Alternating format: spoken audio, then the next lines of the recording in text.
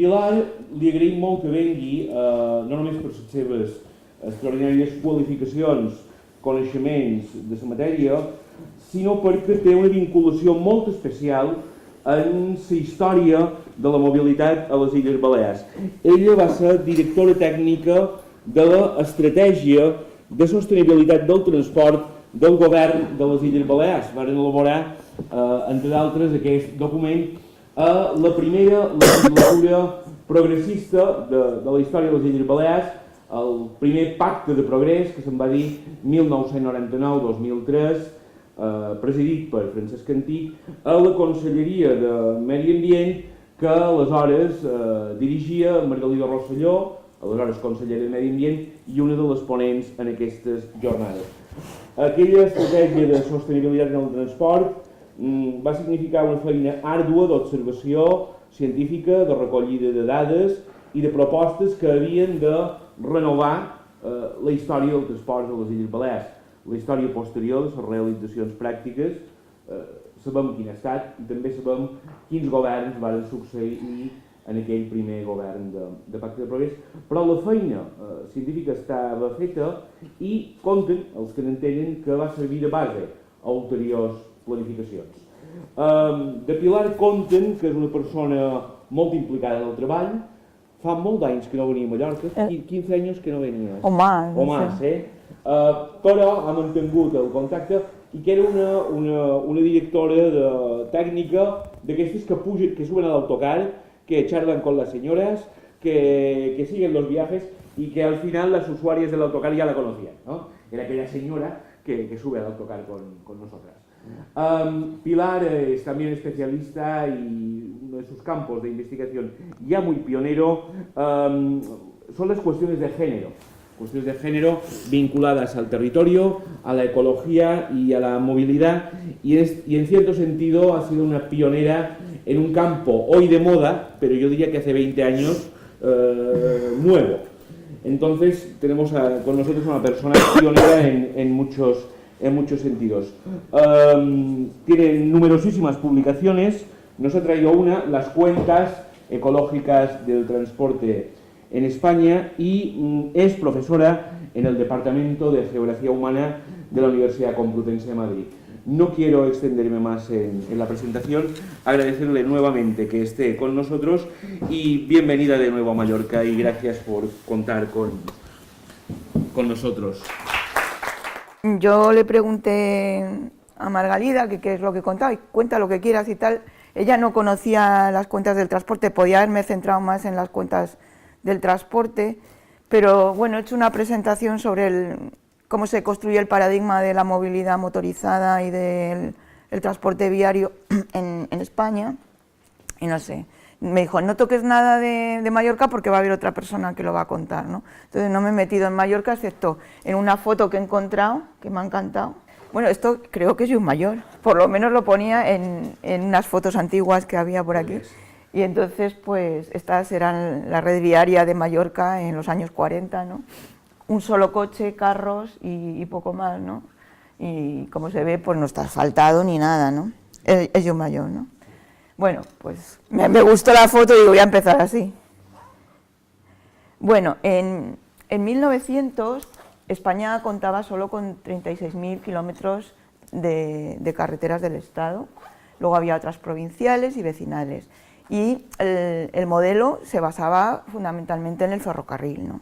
Y aquí en Mallorca también había ferrocarril, ¿no? Era un modo muy seguro, más eficiente energéticamente y daba una velocidad bastante estupenda. En los años 20, con la dictadura de Primo de Rivera, pues vienen lo que se estaba haciendo en Europa, ¿no? Lo que se hacía en la Europa de Mussolini y de los fascismos, ¿no?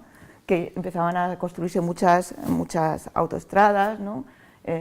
Autopistas que eran exclusivas para automóviles, como esta que se ve, y bueno, aquí se quiso hacer, pero la dictadura de Primo de Rivera tampoco prosperó mucho, ¿no? Lo que sí se hace ya en el año 20, cuando ya había coches circulando por las calles de las ciudades y de algunas carreteras, es el Reglamento de Conservación de Carreteras. En los años 20 pues, se hace una exposición universal en Londres y se presenta una cosa que se llama el hormigón armado, que transforma también la forma de construir carreteras, bueno, y edificaciones, ¿no? En el 26 se crea el Circuito Nacional de Firmes Especiales, que se mejora las vías principales mediante un Real Decreto del año 26, se mejoran los enlaces de las vías principales, la velocidad media máxima sería de 60 km a la hora. Culturalmente ya todo lo que tenía que ver con la velocidad, con las carreteras, era pues eso, sinónimo de empleo, de progreso, de crecimiento económico, de prosperidad, y había consenso, o sea, nadie se atrevía a decir nada en contra, ¿no? Bueno, esta es la red de firmes especiales, ¿no? Baleares no está, no tendríais aquí ningún impacto, pero bueno, estos eran los que había. En aquellos años de principios del siglo XX, pues estaba este señor, no sé si alguien lo conoce, que es Henry Ford, ¿no? Y es cuando, bueno, él fabrica el Forte, ¿no? que se extiende a una gran parte de la población americana y también luego pues se extiende a todo el mundo, ¿no? En Madrid se compraban Fortes por encargo, ¿no? Y entonces, bueno, pues Henry Ford, que era un señor que tampoco, pero empezó a hacer coches y resulta que esos coches pues se vendían como churros. Ay, perdón, que se cae. Y bueno, pues se extendió mucho la motorización y claro, ese modelo de circulación era incompatible con la ciudad preexistente, ¿no?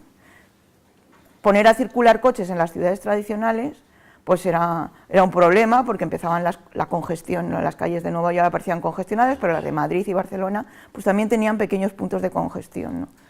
Entonces pues hay que idear un nuevo modelo territorial y un nuevo modelo urbanístico, ¿no? Entonces este señor, no sé si lo conocéis, que es Le Corbusier, que es el padre del racionalismo moderno, del urbanismo moderno, pues dice, hay que dar respuesta al nuevo modelo productivo, al nuevo modelo de movilidad, y para eso hay que hacer un nuevo modelo urbanístico.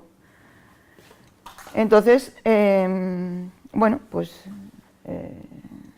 durante muchos años los arquitectos se reunían en los congresos internacionales de arquitectura moderna y estaban hablando de adaptar el automóvil a esas nuevas necesidades a la ciudad, a esas nuevas necesidades del automóvil, ¿no? En España, ¿qué pasa? Pues que en el 26 ya hay coches circulando, se crea el reglamento de circulación, donde se dan recomendaciones especialmente para los vehículos pesados, los camiones. No había muchos vehículos de turismo y entonces sobre todo las mercancías. En el 27 se crea el monopolio de Cansa, en el 28 se autorizan los concursos para otorgar la concesión de construcción y explotación de autopistas, que son las que conectan Madrid, pero también la Oviedo-Gijón, que luego son concesiones que luego no prosperan en aquella época porque fundamentalmente no había dinero. En el 29 se estudian las posibilidades para 14 autopistas más.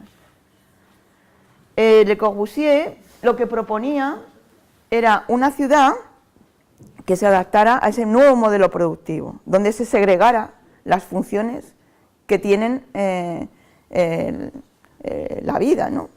El trabajar, el vivir, el comunicar y el comprar, ¿no? Tradicionalmente, si vais a cualquier casco histórico de una ciudad, pues estaba todo mezclado, era multifuncional, calles abigarradas, lo que ellos decían, que hacían una crítica muy fuerte a la ciudad decimonónica, ¿no? Y decían que era abigarrada, antihigiénica, ¿no? Entonces había que separarlo todo y empiezan a hacer espacios para producir, polígonos industriales, polígonos residenciales, zonas comerciales y autopistas que conectan los paquetes distintos de suelo, ¿no? Entonces ese es el nuevo modelo que funciona muy bien y según los racionalistas pues era muy eficaz, ¿no? Bueno, el esquema sería así, ¿no? Entonces pues se separaría lo reproductivo de lo productivo y tendríamos un nuevo modelo que se adaptaba mejor al modelo productivo de la producción en cadena, donde todo era distinto. En los años 20, Le Corbusier visita España y se reúne con Mercader, que era un arquitecto español, en la residencia de estudiantes. Y entonces dice, desde su perspectiva, las carreteras del Circuito Nacional de Firmes, ese que había creado Primo de Rivera, especiales deberían constituir verdaderas autopistas que permitieran alcanzar grandes velocidades propias de los tiempos modernos. También hablaba de la necesidad de separar las circulaciones, justo lo que ahora tenemos, ¿no? Bueno, el plan Macià de Barcelona, pues es un prototipo, es un modelo que pensó también Le Corbusier, y entonces, bueno, pues Barcelona, todo el casco histórico se lo cargaba, ¿no? Y bueno, en el año 30 había circulando 140.000 vehículos y ya se comienzan a registrar atascos en las salidas de las ciudades, ¿no?, los fines de semana. Aumenta el tráfico, lo que presiona al Ministerio y a la Administración para que haga nuevas carreteras, en ese caso ya pensando siempre en autopistas. En el año 31 se crea el Ministerio de Obras Públicas, en el 34 aparece el Código de Circulación, donde se eleva la velocidad máxima a 80 km a la hora, que era una barbaridad para daros cuenta que todavía mucha gente circulaba con carros y transporte a sangre, ¿no? Y bueno, luego, claro, esto es durante la época de la República, pues no es que sean más progres ni que hagan cosas más sostenibles, para nada, ¿no? Entonces, luego ya viene el paréntesis de la Guerra Civil, donde durante la contienda pues, se destruye gran parte de las infraestructuras y estará mucho tiempo las carreteras totalmente destruidas y además no había vehículos porque también habían desaparecido, con lo cual se volvió otra vez pues, casi al transporte a sangre, a movilidad muy cercana en torno a los puestos de trabajo y bueno, era como un poco la vuelta para atrás, ¿no? Entonces en el 39 se hace el Plan Nacional de Reconstrucción, que se dedican a reparar dentro del presupuesto muy bajo las carreteras que hubiera, ¿no? Entre el 41 y el 49 pues todavía tenemos autarquía y Vidagor era el responsable de urbanismo y también de los temas viarios, ¿no? Se prepara un Plan Nacional de Urbanismo que nunca se llevó a cabo, pero figuraros que el plan del Gran Madrid, que se hace por Vidagor en aquella época, ya tiene pintadas todas las autopistas actuales, la M40, la M30, no es, y todas las radiales, ¿no? Entonces es una idea que viene como de muy atrás, ¿no? Era tenían la visión regional del territorio, ¿no?, pero era muy impactante. Este es el plan de sistematización de la red, ya os aparece una red ahí en Baleares, y es el sistema que se ha ido adaptando, que son las radiales, y yo creo que todas las que vienen en Baleares son las que hay. En el 48 nace la Federación Internacional de Carreteras, ¿y qué es lo que difunden? Pues todo lo que se estaba haciendo en Estados Unidos, ¿no? Empiezan a crearse manuales que luego, bueno, en los años 50 es cuando se aplicarán mejor, ¿no? En el 48 nace ENASA, pero para hacer camiones y autobuses. En el 49 la Asociación Española de la Carretera y en el 50 nace Pegaso, que hacía camiones. En el 50 aparece el Plan de Modernización de las Carreteras, que es una apuesta por lo viario frente a lo ferroviario. Nace la Sociedad Española de Automóviles, que era SEAT, que empieza a fabricar el SEAT 600, ¿no? En el año 50 ya circulaban 50.000 vehículos. En el 53 se firma el tratado, el Pacto de Madrid, los Pactos de Madrid, el Tratado de Ayuda Mutua Económica, que con Estados Unidos, a cambio recibe subvenciones del banco del BIR y a cambio España cede las bases que tenemos en la actualidad, ¿no? Y bueno, porque España salía de la autarquía y quería tener presencia internacional y a cambio pues vienen aquí los del Banco Mundial y el Fondo Monetario Internacional y nos evalúan y nos dicen lo que tenemos que hacer y entre otras cosas nos dicen que nuestro modelo territorial y de movilidad y transporte pues tiene que cambiar y tenemos que abandonar el ferrocarril y potenciar las carreteras. Fundamentalmente para dos cosas, para que pudiera venir el capital exterior a producir aquí y para fomentar el turismo, y vosotros sois unos de los más beneficiados o perjudicados. Entonces, a partir de esta firma, cuando viene Eisenhower, y entonces pues ya pues, entramos en Naciones Unidas, y en 1956, ante esos requerimientos que ya había hecho el Banco Mundial, pues con esos informes que nos habían hecho, pues nos dicen que también urbanísticamente tenemos que tener una legislación, y entonces hacemos la primera ley del suelo. Una ley del suelo que se adapta a ese racionalismo funcionalista que ya nos había pautado Le Corbusier, porque todo el urbanismo, todo el planeamiento urbanístico, los planes generales, los planes parciales, cualquier figura de planeamiento que vosotros podáis revisar alguna vez, todos tienen esos criterios de polígonos, de cálculo de plusvalías, etcétera, ¿no?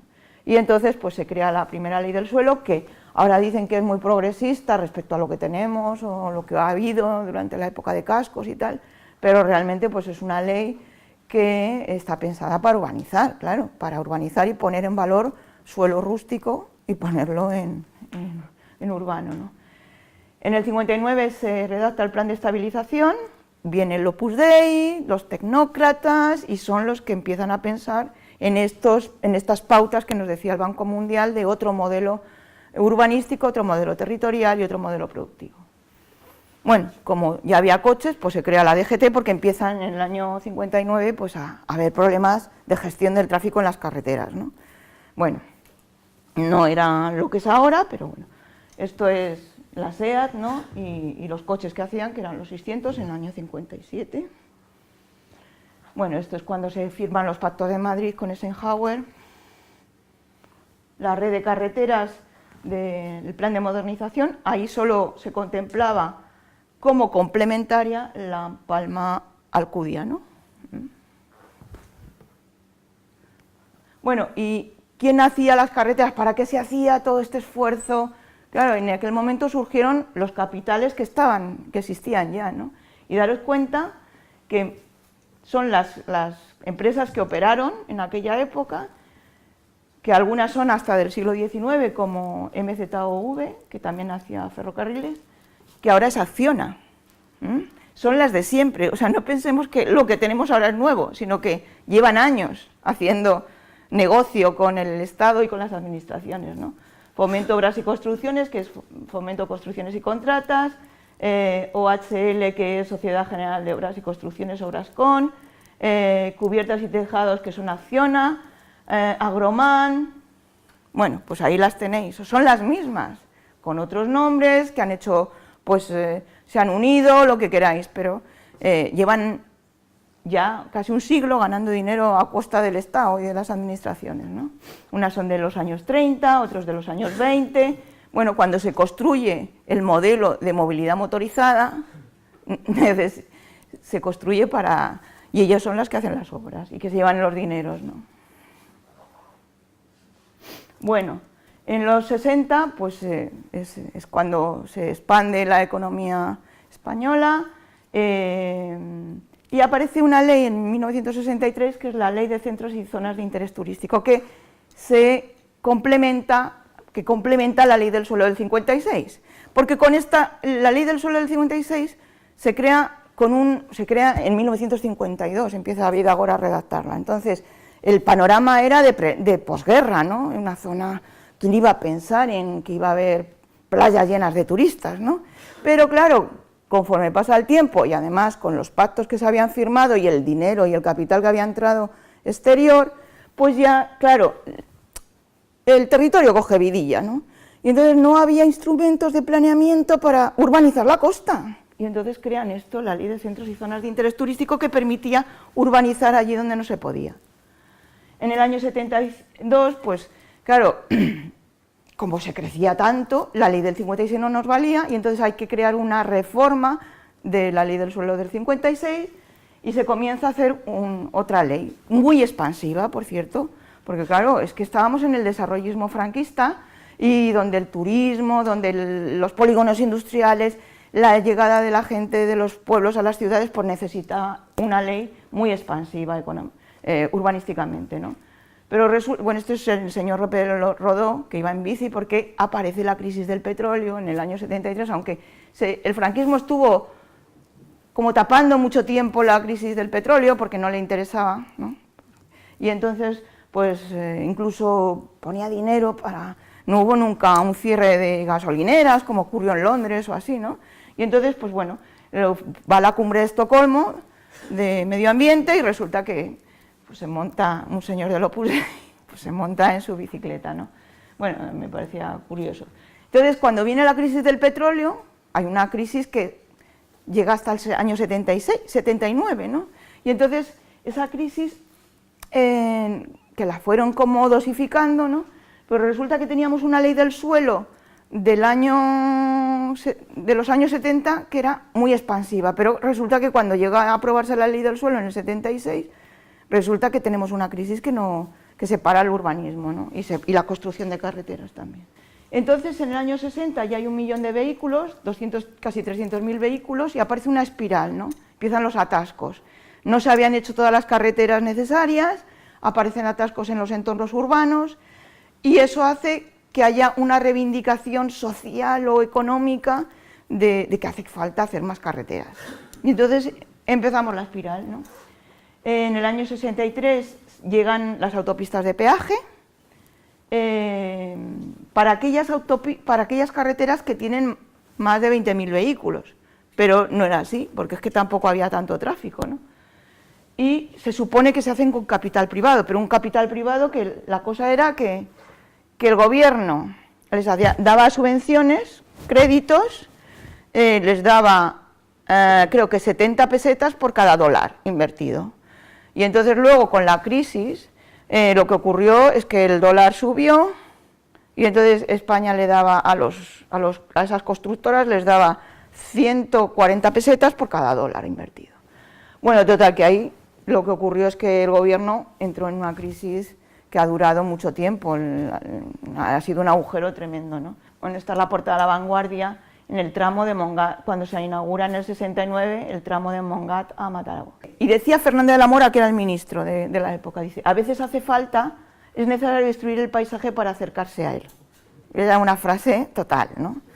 Bueno, Fernández de la Mora, también eso, Opus Dei, eran los tecnócratas, ya no era el falangista, eran gente que había estado en Estados Unidos, que había viajado a Francia, que se había bebido, leía en inglés y en francés, era gente culta, ¿no? Pero culta, claro, muy americanada, ¿no? No sé cómo deciros que, pues eso, en el Ministerio, el Manual de Carreteras Americano del año 56, creo que es, pues es el que se usaba para hacer carreteras, ¿no?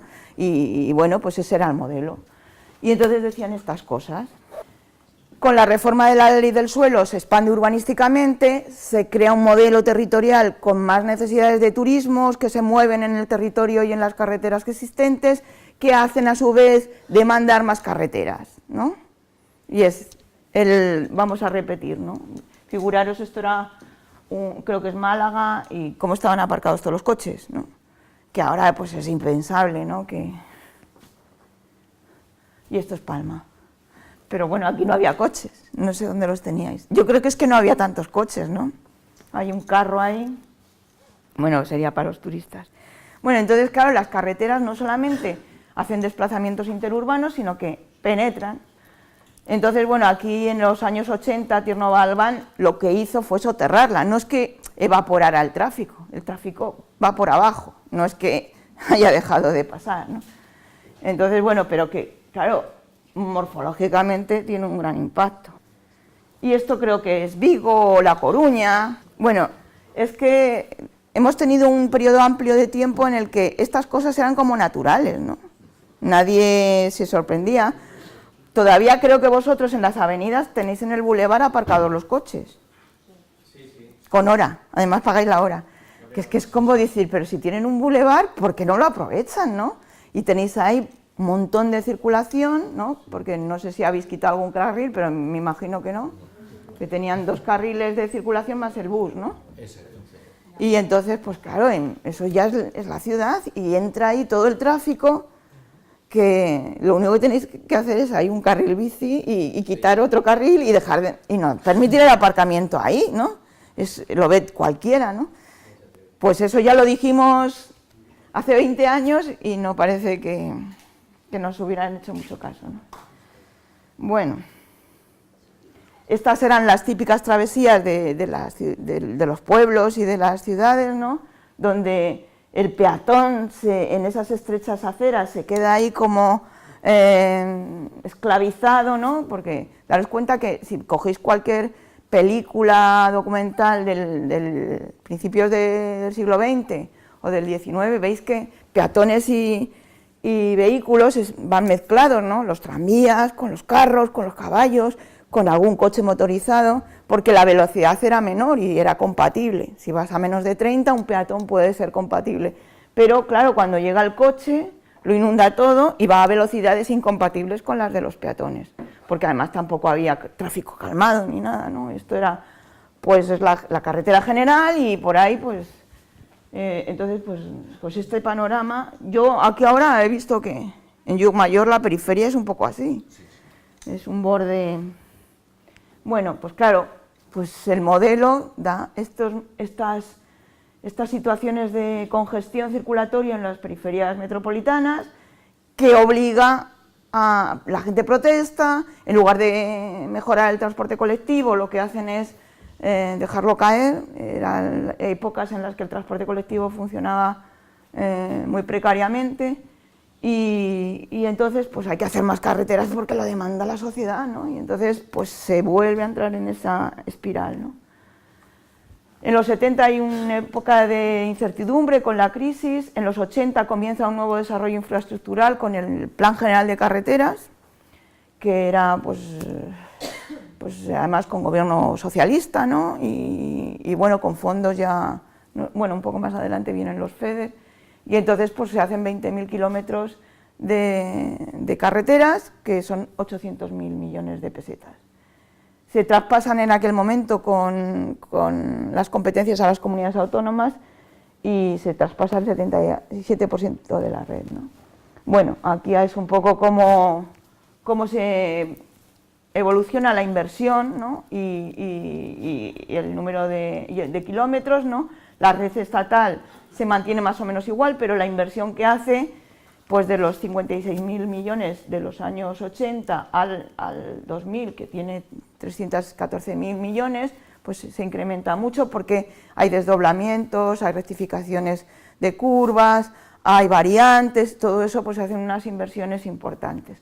Las comunidades autónomas pues también incrementan el gasto y el número de kilómetros, porque no solamente recepcionan lo que le da el Estado, sino que además hacen obra nueva.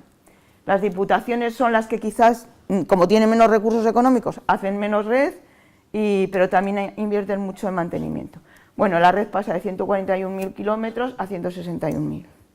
En el 88 se hacen cambios en el Plan General de Carreteras. En el 88 también, si recordáis, se cambia, se redacta el Plan de Transporte Ferroviario y en aquellos años se debate sobre la necesidad de cambio de ancho de vía y se apuesta por un AVE nuevo con un ancho de vía distinto y en lugar de potenciar el ferrocarril convencional, y es un problema fundamental para el modelo ferroviario que tenemos en la actualidad, ¿no?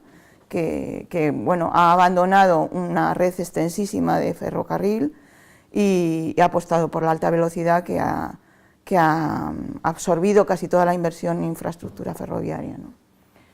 Bueno, se pasa de la ley, el Real Decreto Ley del 88, pues hace unas modificaciones y se pasa de invertir 800.000 millones de pesetas a 1,4 billones. Y en un escenario de 155.000 kilómetros de carreteras. Bueno, en el año 93 Maastricht nos obliga a tener un ajuste del déficit, pero en el año 92 ya Borrell había redactado el Plan Director de Infraestructuras, que tenía un escenario hasta el año 97, el PDI, el primer PDI, Plan Director de Infraestructuras, que proponía 4.900 kilómetros de nuevas autopistas y 1.800 kilómetros de vías de conexión, todas en autovía, desdobladas y con rectificación de curvas totales. En el 96, Arias Salgado, ya del PP, pues habla de una nueva manera de financiar a través de los peajes en la sombra, ¿no? A la alemana, ¿no? Que decían, ¿cómo es esto? Usted hace la obra como privado y yo se lo pagaré. Usted hace un cálculo del volumen de tráfico que va a tener y a partir de ese volumen, que como usted ya sabe, va a hacer una autopista de peaje y todo el mundo va a ir por la autopista de peaje, ¿no? Eso es lo lógico, ¿no? Porque va a ser más rápida. Bueno, pues se hicieron muchas autopistas de este tipo, ¿no? y ahora las hemos rescatado, ¿no? Algunas, que todo tarda, ¿no? Y entonces resulta que los estudios de viabilidad que habían hecho las constructoras estaban sobredimensionados. Decían que iban a ganar 100 y resulta que ganaron 1 o 0.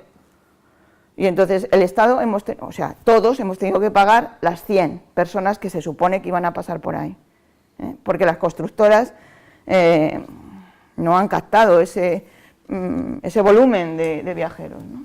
Bueno, este es un esquema sobre el rescate de las autopistas. En Madrid se han hecho muchas y se han hecho paralelas a autopistas libres o autovías libres, con lo cual la gente tampoco las ha cogido. Ha coincidido también con la crisis económica y nadie ha ido por las... O sea, es para ir a hacer una excursión, ¿no? Ver esas autopistas también dimensionadas, con tanto carril, con todo... y que no va nadie, ¿no? Bueno, esto es cómo ha bajado la siniestralidad, no sé si... Pues figuraros que en el año 90 teníamos 6.000 muertos y estaba asumido. El modelo motorizado estaba bien visto, nadie se atrevía a cuestionarlo, ¿no? Ahora ya no tenemos cifras de 1.000. Bueno, cuando entre los años 70 y 85 se aceleraron mucho los procesos de urbanización, ¿no? Y el modelo productivo se transformó para integrarse en la economía europea, ¿no? Porque entramos en la CE, esta es la firma del tratado, y bueno, pues todo el modelo productivo también se reconvertió. Y lo que ocurrió al firmar este tratado fue que llegaron muchos fondos FEDER, ¿no? Para hacer carreteras.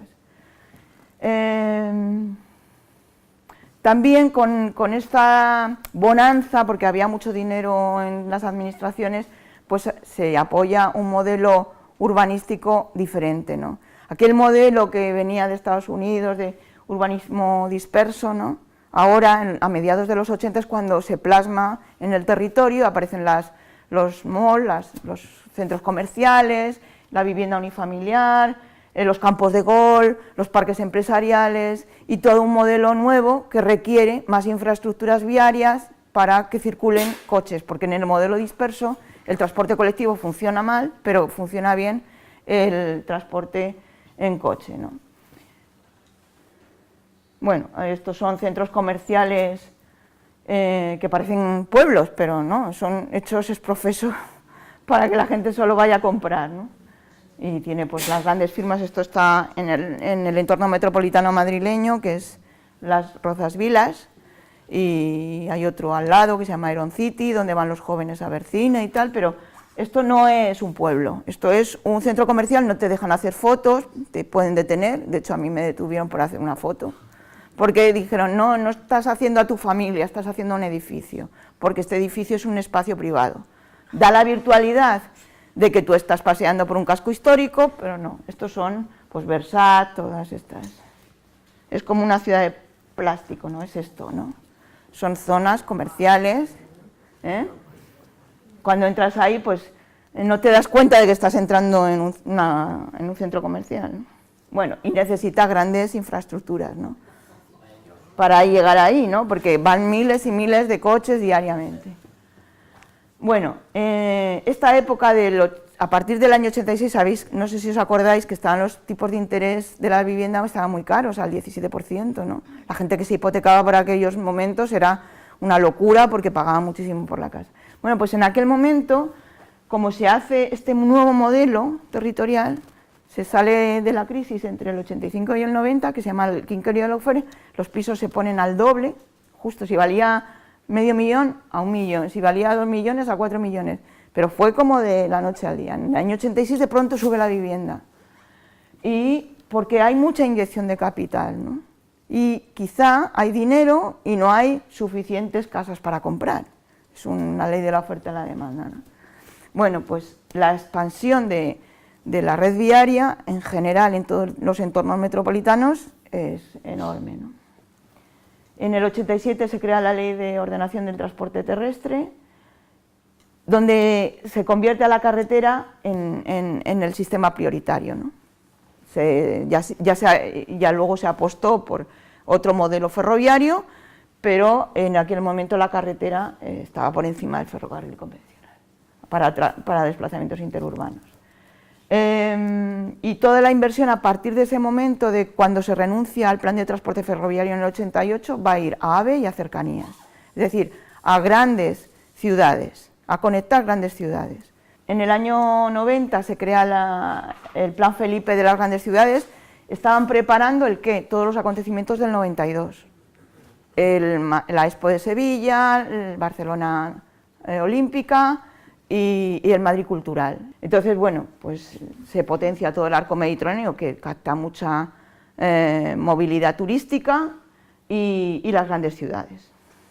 En el año 93 aparece una recesión que luego se recuperará después del 94, luego vuelve otra vez en el 96 a haber un crecimiento, que es el que se apoya en la ley Cascos del suelo, ¿no? Que es el todo urbanizable, que potencia todos estos.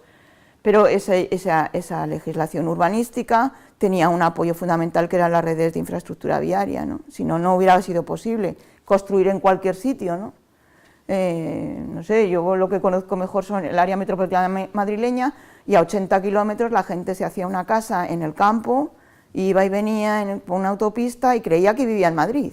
Tenía el concepto de vivir en Madrid, porque no hacía una vida distinta, tenía su casa muy lejos, pero iba a trabajar a la ciudad, iba al cine a la ciudad, iba a comprar a la ciudad. Era como un barrio a 80 kilómetros. Iba y venía. Y claro, el problema de esto es la cantidad de tiempo social que dedicas a transportarte.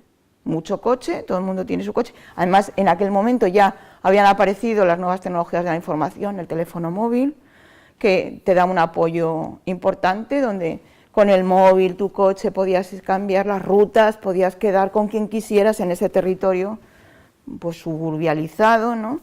Y donde pues se creaban chalés como setas, ¿no? Adosados salían en cualquier lado, todo el mundo se creía rico porque se revalorizaba la vivienda, yo he comprado por esto, y entonces todo eso se apoyaba en una red infraestructural, la M30, la M40, la M50, se pensaba en la M100, ¿no?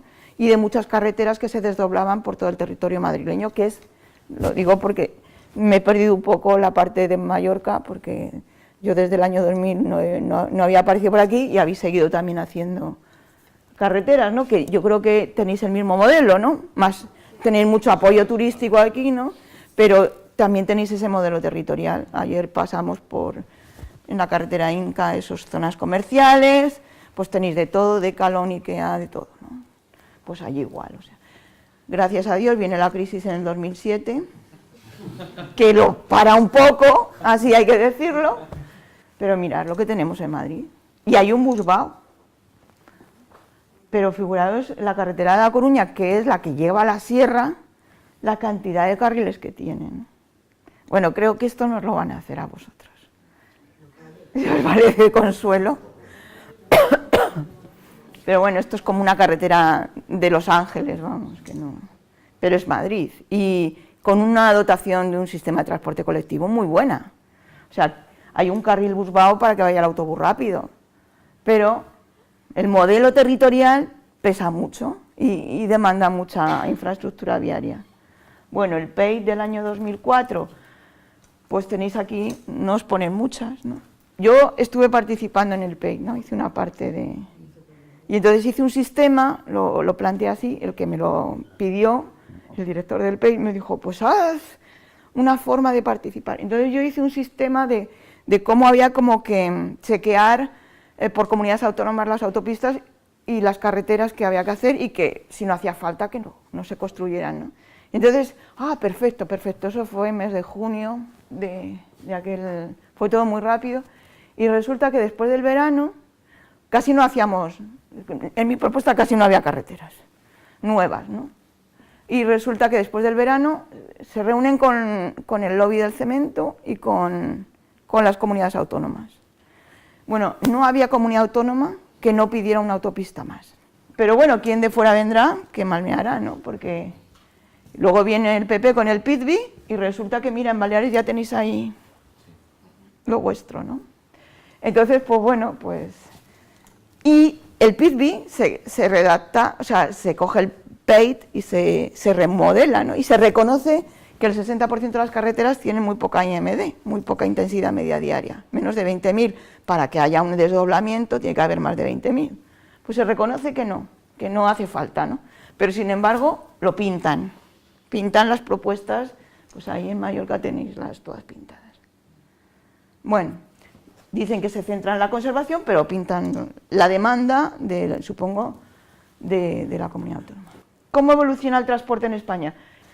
Si en el año 2002 cada habitante recorría 28 kilómetros diarios, en el año 2007 eran casi 50. Pero con la crisis baja un poco, pero ya no baja a las cifras del 92, sino que se quedan 45. ¿Por qué? Porque tenemos mucho tráfico aéreo, que siempre es a muy larga distancia, y tenemos muchos viajes urbano-metropolitanos, ¿no? Bueno, pues el viario pasa de 17 kilómetros diarios a 28, casi 29, a 26.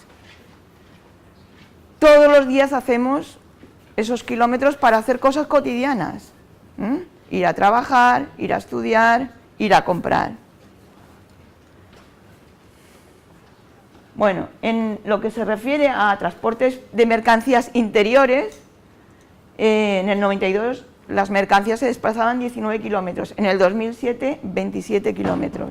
Es decir, que todo esto es mayor consumo energético y es mayor contaminación y mayores emisiones de gases de invernadero.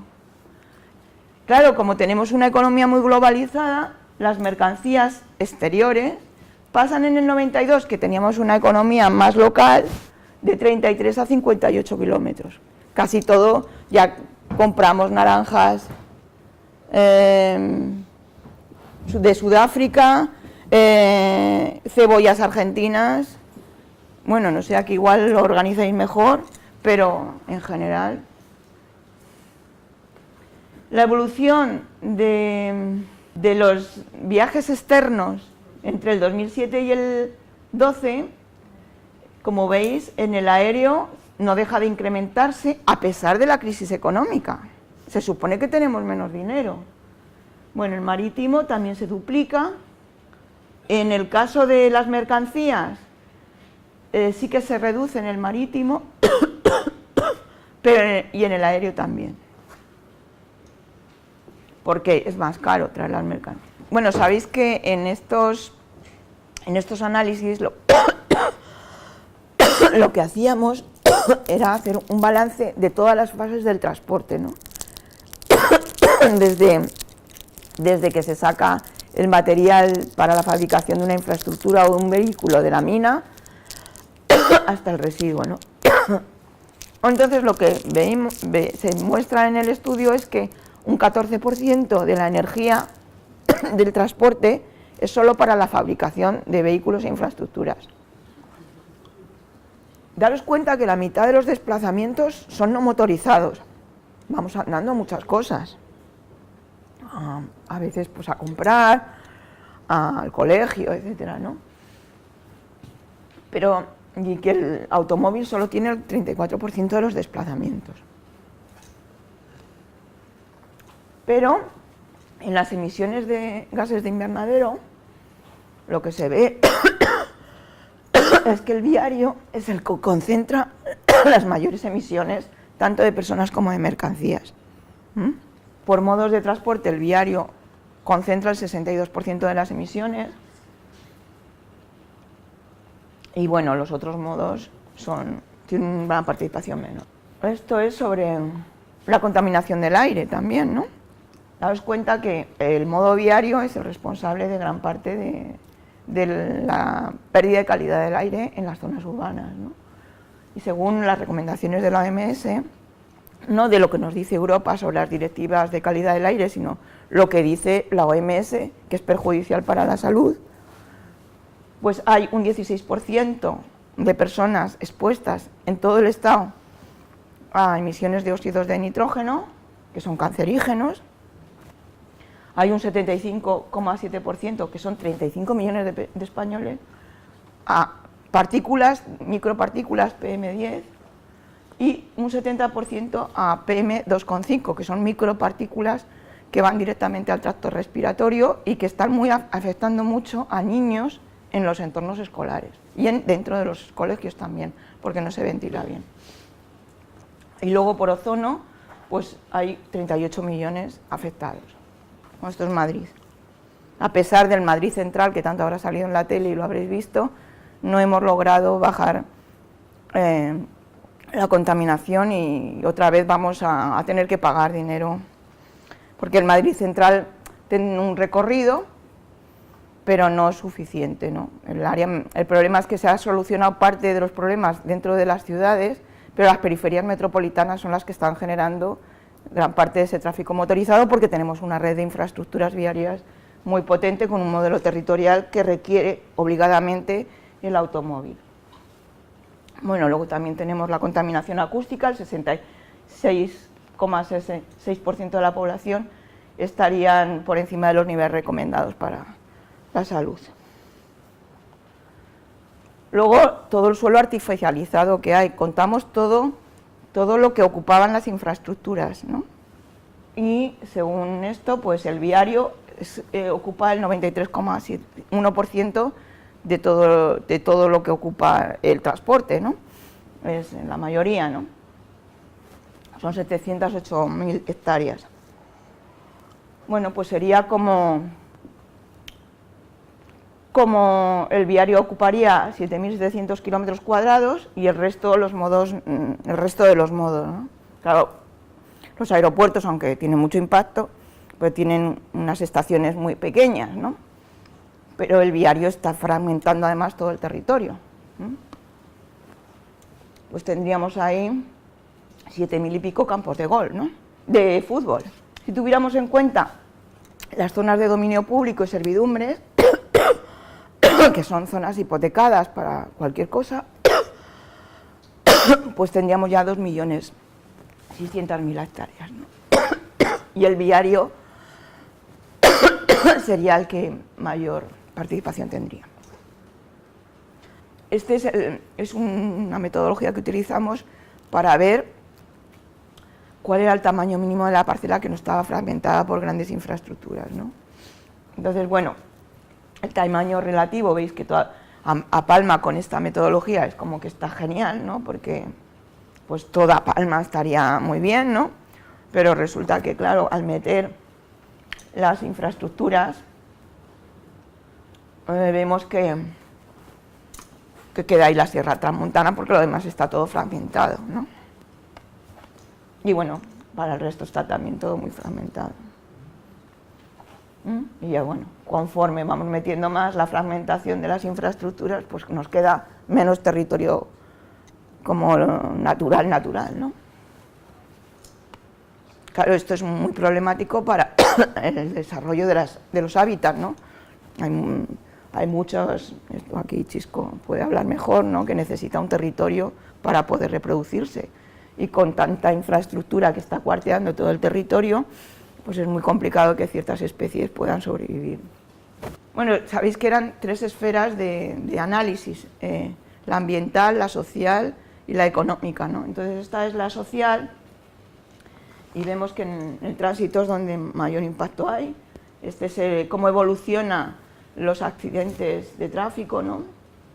Que no se puede decir que sean accidentes cuando son tan numerosos, ¿no? Son siniestros, que se ha bajado el número de muertos, quizá por el carnet por puntos, por ciertas políticas de la DGT, bueno, pero lo que crece son los heridos, sigue habiendo muchos heridos. Como la velocidad se controla mal, pues entonces, claro, los accidentes son menos graves y muere menos gente. Bueno, daros cuenta, en el 92 fallecían 6.000 personas, más de 6.000 personas, y en el 12, 1.900, ahora creo que estamos en 1.000 y algo, ¿eh? Ha habido un repunte durante el gobierno pasado y ahora otra vez quieren controlarlo. Daros cuenta que entre el año 92 y el 2012 fallecieron por esta causa casi 100.000 personas, que es como si en una ciudad, no sé, media, yo qué sé, yo decía Gerona, ¿no? Tiran una bomba y se muere todo el mundo. Es un drama enorme, ¿no? Y había 2.700.000 heridos, que algunos pues quedan mal porque tienen tetraplegias, paraplegias y es complicado, no es fácil, ¿no? Bueno, también hablamos del número de empleos, de lo que el transporte genera, ¿no? Y bueno, pues 1.600.000 empleos, no es tanto como creen, y tampoco el empleo se centra en esas grandes obras de infraestructura, porque ahora están muy mecanizadas y eso genera muy poco empleo, sino que lo que da más empleo es la venta y la compra de servicios de transporte y el transporte a la gente, ¿no? El transporte colectivo, los taxis, etc. Bueno, y luego va sobre empleo, sí. Pues esto que os he contado. ¿Ves? Antes se hacía una obra de infraestructura y había cientos de empleados, pero ahora es que lo hace una máquina. Entonces no se crea tanto empleo. Bueno, el peso que tiene el transporte en el conjunto de los asalariados está entre el 9 y 10%. Hay mucho autónomo, bueno, lo hemos visto todos estos días de atrás por el tema de la huelga de los taxis. Y luego hay otro tema que es el tiempo que perdemos en el transporte, tanto para comprar servicios de transporte como para transportarnos nosotros, ¿no? O sea, si una madre o un padre calculan todo el tiempo que dedican en ir y llevar al niño al colegio en el coche, pues igual se arrepentirían, ¿no? Porque, bueno, supongo que aquí pasa como en Madrid, que los padres y las madres llevan a los hijos en coche al colegio y se crea un gran atasco y tal. Sí, igual se lo pensaban, ¿no? Entonces, o otra actividad, como ir a comprar al centro comercial. Entonces, hay un tiempo virtual que es el que tú trabajas para comprar un coche, por ejemplo, que es un 30,4% de todo tu tiempo que empleas en el transporte, y luego hay el tiempo de desplazamiento, el que estás realmente conduciendo, que es el 53%. Donde más tiempo, millones de horas se dedican es en el automóvil urbano e interurbano. En esos desplazamientos es donde más tiempo, sin querer, estamos dedicando, ¿no? Bueno, y el automóvil pues se lleva, de todos los modos de transporte, el automóvil se lleva casi la mitad de todo el tiempo gastado. Casi el 97% del tiempo el coche suele estar aparcado y solo caminas, lo desplazas el 3%. ¿Qué ha ocurrido en todos estos años? Que la gente antes, no todo el mundo tenía ni coche ni tenía permiso de conducir, ¿no? Pero como el modelo ha cambiado y a veces no puedes ir en transporte colectivo, ya casi todo el mundo tiene permiso de conducir y tiene coche. Entonces, el 56,45% de la población tiene permiso de conducir. Quitas los niños pequeños, menores de 18 años, que no pueden tener permiso, y la gente mayor de 85 que deja de conducir, casi siempre, no siempre, y entonces encuentras que toda la población tiene ese permiso de conducir, porque el modelo lo obliga, ¿no? Y si son turismos, pues el 48%. Bueno, antes había un desequilibrio entre mujeres y hombres, y ahora ya no, porque las mujeres están incorporadas al mercado laboral y necesitan el permiso también para ir a trabajar, porque en Mallorca se podría ir a trabajar sin coche, a un polígono industrial, probablemente no, ¿no? A no ser que vivas en Palma y vayas a trabajar a la administración. El 25% de todas maneras de los hogares no tiene coche. Puede ser porque no quiera, ¿no? ¿Qué tenemos? Tenemos una pirámide de la población cada vez más envejecida, y además tenemos muchas personas con discapacidad que igual no pueden conducir. Las personas ciegas, personas con discapacidad intelectual o personas con discapacidades físicas que igual no pueden conducir, ¿no? Y seguimos pensando que todos somos, como decían ayer, el BBVA, varón, fuerte, sano, joven y con dinero, ¿no? Y igual hay una parte de la población que no va a poder nunca conducir, bien por el dinero, bien por su estado físico. Tenemos 7 millones de niños que no son autónomos en la conducción, que viven, dependiendo de los padres que les llevan en coche, en un entorno parecido a este. Coches en doble fila, entornos inseguros donde hay mucha contaminación, donde pueden ser atropellados. Y luego tenemos esa pirámide de población muy envejecida, donde tenemos a la pareja octogenaria, que además yo por aquí he visto ya varios, claro, porque como no hay transporte, las distancias son a veces estupendas, pues van en el coche y la copilota aquí, pues pendiente de que le lleven. Hay muchos pueblos de Castilla, por ejemplo, es que la gente mayor no tiene ni dónde comprar una rodaja de jamón de York. Quiero decir que la cosa es así, ¿no? Porque los pueblos están... Aquí tenéis pueblos grandes, pero allí hay pueblos muy pequeños que no tienen comercio. Entonces estamos, conforme vaya envejeciéndose la población, tenemos un modelo territorial incompatible con esa población. No sé si me explico. Hay que ir al centro de salud en coche, hay que ir a comprar en coche, hay que ir a hacer un papel de la pensión en coche, y la gente mayor ya puede estar conduciendo hasta los 80, incluso hay gente que sale en la tele hasta los 100, pero eso no es recomendable porque vas perdiendo facultades, la gente va muy rápida, no es recomendable tener octogenarios todos con los coches, ¿no? Hay una zona de Madrid muy suburbial, de mucha renta, ¿no? Y ves a toda la gente de 80 y 90 años con los Mercedes y los BMWs, yendo a comprar al Mercadona y dándose con todo, ¿no? Pero es que es así, es el modelo, no hay una tienda que puedas ir caminando, o al Carrefour o a estos sitios, ¿no? Entonces es que esto es un problema para el futuro. Entonces yo había apuntado aquí la revisión del paradigma de la movilidad motorizada, un poco mirando a vuestra situación, una nueva forma de entender las autopistas. Y entonces, claro, primero hay que hacer más carreteras provoca más tráfico. Eso es algo que debe tener la administración muy claro, ¿no? A mayor espacio, más coches circulando, induces más demanda, eso está claro. Quien siembra carreteras, decía un dicho ecologista, recoge atascos. Entonces, pues, aunque lo ensanches, el problema es el mismo. Decía Lewis Mumford, aumentar el número de vías de una autopista para reducir la congestión vial es como aflojar el cinturón para resolver la obesidad. Pues sigues estando gorda, en mi caso, ¿no? Por mucho que yo no he adelgazado, ¿no? El problema está ahí. Otra premisa sería que se ha avanzado en la reducción de la movilidad motorizada en los centros urbanos, porque ahora lo de los PEMUS es de lo que he hecho yo mi tesis, los planes de movilidad pues tienen muchos apoyos económicos y además han visto que permite la gentrificación, ¿no? Por ejemplo, en el Madrid Central, que yo estoy muy a favor de eso, yo tengo amigos en los que de pronto han dicho, es que ha empezado a subir la vivienda dentro del Madrid Central, ¿no? Porque la calidad ambiental ha subido y eso provoca una subida de precios.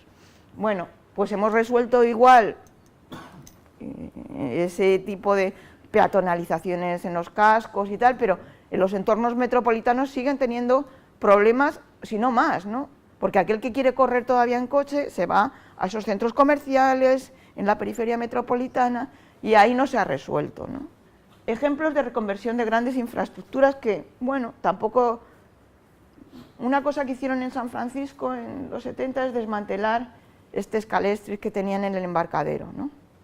Bueno, pues ahora el embarcadero de San Francisco pues es una zona peatonal donde hacen mercados ecológicos y bueno, la gente va a pasear por ahí, ¿no? Han quitado la autopista que conectaba con el Golden Gate.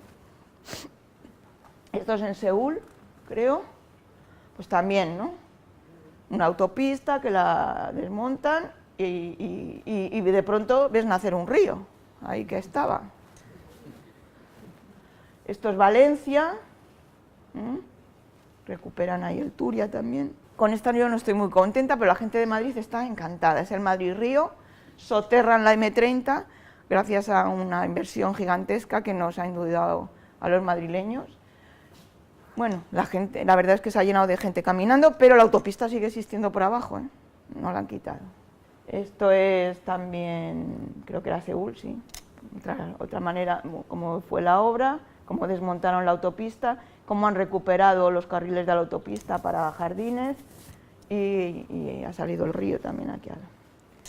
Y esta es una batalla que está ahora en Madrid, que es la reconversión de la A5 de autopista a vía urbana, ¿no?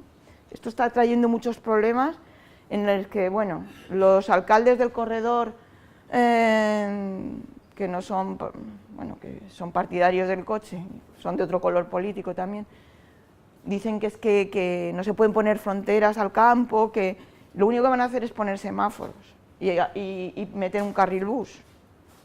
y entonces están trinando porque dice que no van a poder bajar a Madrid, y realmente, bueno, pues es que esto no era así, el Paseo de Extremadura era así, tenía arbolado, las casas estaban donde están ahora, pero ha ido creciendo la carretera y ahora mismo pues están lindando con, pues mirar cómo están, ¿no? Entonces eso sí, no se puede vivir ahí, ¿no? Está por encima de todos los estándares de la OMS, ¿no? Y bueno, pues los vecinos lo que pedían era el soterramiento, porque una parte del Paseo de Extremadura está soterrado y hay un ajardinamiento superficial, ¿no? Que está muy bien, pero claro, no puedes soterrar toda una autopista porque eso es muy caro, y entonces, pues bueno, la reconversión y la pacificación del tráfico en estos entornos más urbanos es una de las soluciones, ¿no? Bueno, el estado actual es bastante deplorable, no hay permeabilidad, hay que pasar por estos puntos de paso que son complicados, la gente se está movilizando, hay un acuerdo con el ayuntamiento para aplicar la reconversión, tampoco es que se pida nada del otro mundo, es meter el transporte colectivo, poner semáforos, reducir la velocidad y poco más. Entonces, una manera, o sea, esto de la carretera Llucmajor, porque esto es una carretera metropolitana, no es, vosotros no tenéis tanto espacio como para hacer largo recorrido, ¿no? Que enseguida llegas a los sitios, ¿no? Podéis tener una hora de trayecto máximo, ¿no? Entonces, es como que está desacompasado con lo que está diciendo las estrategias de la Unión Europea hacia una nueva cultura de la movilidad sostenible, de reducir la velocidad, y aquí, claro, se ve que las autopistas, la gente le gusta correr, tiene buenos coches, claro, vive muy dispersa la población, requerirá eso cuando allí vienen los turistas y quieren ir a las playas, supongo que habrá atascos, como el que se veía ayer en el documental. Entonces es un poco que no está acompasado con las nuevas tendencias que dice la Unión Europea, de estos europeos que vienen aquí a pasarlo bien, ¿no? Bueno, no sé, yo creo que el problema es que es muy difícil la lucha, no sé si lo conseguiréis, no sé en qué situación está el procedimiento administrativo, si esto está en alegaciones, si se puede parar. ¿Ya está en ejecución? Pero no va por tramos que se puedan parar algunos. Ya.